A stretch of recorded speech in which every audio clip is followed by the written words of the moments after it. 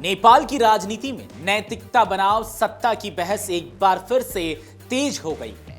एक बड़े फैसले ने यह सवाल खड़ा कर दिया है कि क्या अब जवाबदेही की नई परंपरा स्थापित हो रही है।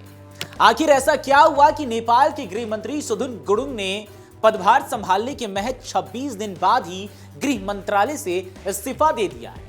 आखिर किस विवाद से जुड़ा है उनका नाम, आइए जानते इन तमाम सवालों के जवाब। नमस्कार, आप देख रहे हैं अमर-उजाला.com और मैं हूं आपके साथ आदर्श।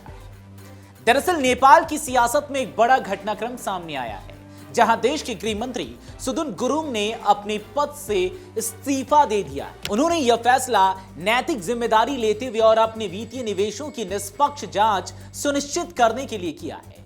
गुरुङ ने फेसबुक पोस्ट के जरिए अपने इस्तीफे की घोषणा की, जिसमें उन्होंने सार्वजनिक जीवन में पारदर्शिता और ईमानदारी को सर्वोच्च बताया है। अपने पोस्ट में गुरुङ ने लिखा कि उन्होंने 2082 चैत्र 13 से गृह मंत्री के रूप में ईमानदारी से काम किया, लेकिन हाल के दिनों में उनके शेयरों और संपत्तियों को लेकर कई सवाल उठे हैं। उन्होंने कहा कि जनता की चिंताओं को नजरअंदाज नहीं किया जा सकता और किसी भी पद से बढ़कर नैतिकता का महत्व होता है।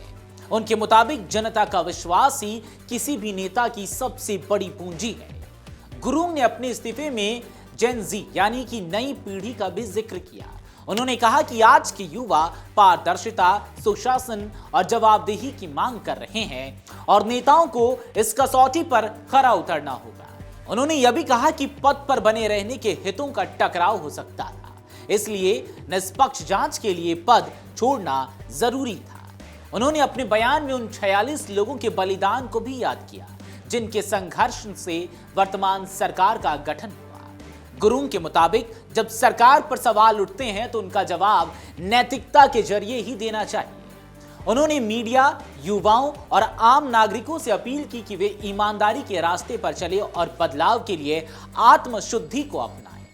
हालांकि अपने बयान में उन्होंने मीडिया के एक वर्ग पर सवाल भी उठाए।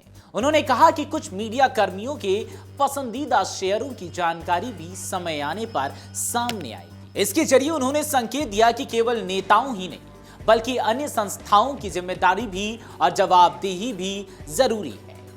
नेपाल की राजनीति में यह घटनाक्रम ऐसे समय में हुआ है जब हाल ही में एक और मंत्री पर सख्त कार्रवाई की गई थी। 9 अप्रैल को प्रधानमंत्री बालेन्द्र शाह ने श्रम, रोजगार और सामाजिक सुरक्षा मंत्री दीपक कुमार शाह को पद से बर्खास्त कर दिया था। उन पर पद के दुरुपयोग और अनुशासनहीनता के आरोप लगे थे। जांच में पाया गया कि उन्होंने अपनी पत्नी को स्वास्थ्य बीमा बोर्ड में बनाए रखने के लिए अपने पद का गलत इस्तेमाल किया। इस तरह लगातार 2 बड़े घटनाक्रम नेपाल की राजनीति में जवाबदेही और नैतिकता के बढ़ते दबाव को दिखाते हैं, जहां एक ओर एक मंत्री ने खुद इस्तीफा देकर जांच का रास्ता साफ किया, तो वहीं दूसरी ओर सरकार ने आरोपों के आधार पर कड़ी कार्रवाई की। जानकारों का मानना है कि यह घटनाएं नेपाल की राजनीति में एक नए ट्रेंड की ओर इशारा कर रही है, जहां नेताओं पर जनता और संस्थाओं पर दबाव बढ़ रहा है।